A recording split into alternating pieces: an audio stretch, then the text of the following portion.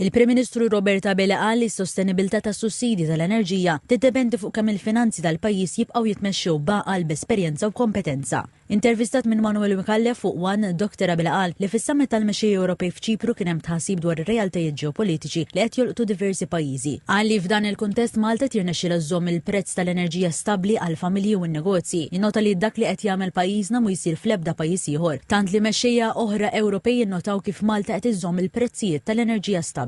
Il-Mexxej Laburista qal li dan qed ikun possibbli minħabba l-qagħda tal-ekonomija u tal-finanzi tal-pajjiż. Wara l-fehma li s-sostenibilità tagħhom tiddependi minn kif jitmexxew il-finanzi tal-pajjiż, differenza mill-oppożizzjoni li qal ħarġet issejħ is-sussidji tal-enerġija short-lived. Semma wkoll it-tbassir tal-IMF li skontu juri li l-ekonomija Maltija mistennija tibqa' fost l-aqwa sal-2030 dejjem jekk il-pajjiż jibqa' jitmexxa b'esperjenza fuq sma bħal l-enerġija, s-sigurtà u l-governanza. Dr. Bela semma wkoll proġetti fis-saħħa fosthom stara l-kura intermedjarja sptar ġdid tas-saħħa mentali u d-Dipartiment imkabbar tal-Emerġenza fis-sit ta' Mater Dei. Irrefera wkoll għal pjan Malta in Motion li qal li jinkludi servizzi integrati bħal Light Railway, servizz bil-baħar, servizz tal-linja u forum oħra ta' mobilità. Innota r-reazzjoni pożittivi li qal li kien hemm dwar dan il-proġett mifrux fuq medda ta' 15-il sena. Għajra l-oppożizzjoni li qal qed tkun negattiva kif kienet meta ddaħħal il-fast ferry. Hawnhekk ħabbar li fil-jiem li ġejjin se jitnieda s-servizz tal-fast ferry li jista' jgħaqqad taslima ma' San Pawl il-Baħar u Għawdex. Dr. Bela qal li d-differenza bejn il-partiti ewlenin ħarġet biċ-ċar meta l-Partit Nazzjonalista organizza kongress li ġab Spanjola tattakka lil Malta waqt li l-Partit Laburista fil-kongress ġabar firxa wiesa tan-nies dwar kif se ntejbu l-pajjiż fil-futur. Jum il-ħaddiem il-Prim Ministru qal li fl-aħħar 4 snin saru madwar 140 ftehim kollettiv li fissru €2 biljun f'żidiet fil-pagi għal ħaddiema. Semma b'mod partikolari tieni ftehim kollettiv għal ħaddiema tal-protezzjoni ċivili li se jfisser żidiet ta' eluf ta' euro fil-pagi u allowances u dak għal ħaddiema tal-Aġenzija s-Servizzi tal-Qorti. Dr. Bela qal li għall-kontrarju ta' dak li kien jiġri qabel l-2013 dan kollu qed isir mingħajr mal-Gvern jirrikorri għall-awsterità jew l-issikar ta' ċindorin li naqsu l-fiduċja fil-konsum.